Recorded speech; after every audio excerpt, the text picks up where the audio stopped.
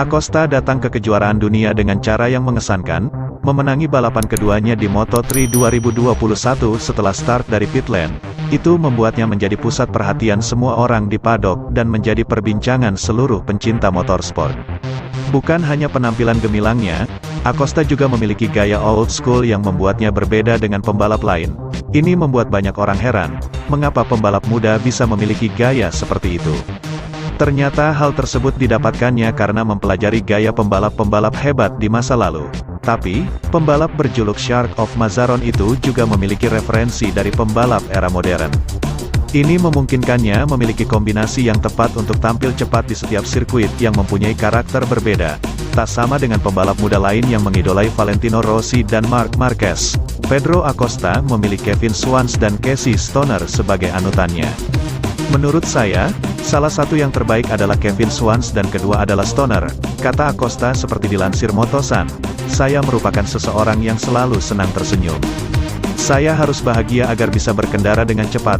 Baca juga, Jack Miller lega masih diperhatikan Ducati Suzuki kehilangan harmoni usai keputusan mundur. Enea Bastianini tak bisa didampingi kru chief di Sachsenring. Pedro Acosta sudah mulai menemukan ritme balapnya di atas motor Moto2 dengan kemenangan di Mugello. Namun, pembalap asal Spanyol itu mengatakan dirinya harus belajar lebih banyak lagi di oto-oto jika ingin memiliki bentuk yang kuat ketika dipromosikan ke MotoGP.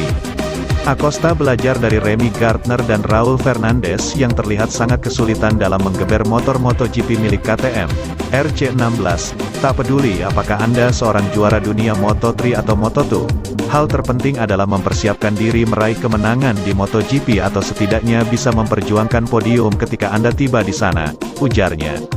Target saya saat ini adalah berusaha untuk memperjuangkan gelar juara dunia Moto2 dalam 2 tahun ini. Musim ini, rasanya sulit bagi Pedro Acosta untuk memperjuangkan titel Moto2 karena tertinggal cukup jauh dari pemimpin klasemen. Namun, remaja 18 tahun tersebut juga telah memastikan akan memanfaatkan musim ini untuk mempelajari banyak hal, sehingga jauh lebih siap dalam pertarungan di musim depan. Dukungan dari KTM Ajo yang tak memasang target besar juga memberikannya ketenangan dalam melakoni setiap balapan, meski Acosta telah mengatakan sangat menginginkan kemenangan. Sementara itu pekan lalu KTM mengonfirmasi Miller akan menjadi bagian dari skuad pabrikan mereka dengan kesepakatan kontrak berdurasi 2 tahun. Dia ditandemkan dengan Brad Binder. Itu berarti tahun depan akan menjadi penanda kembalinya Miller ke pangkuan KTM setelah musim terbaiknya bersama pabrikan Austria itu di Moto3 pada 2014, sebelum lompat ke MotoGP.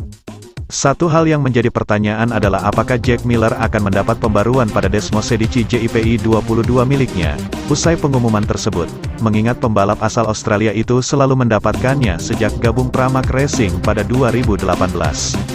Namun, setelah pembicaraan panjang, pembalap 27 tahun itu merasa lega karena masih diperhatikan Ducati hingga akhir tahun ini. Saya merasa tidak perlu mengkhawatirkannya, kata Miller. Kami telah membicarakan ini dan saya harus mengatakan salah satu hal terbesar dengan Ducati dan dengan cara mereka menjalankan sesuatu di sana adalah perangkat baru langsung diberikan kepada Anda ketika hal semacam itu datang. Mereka selalu seperti itu.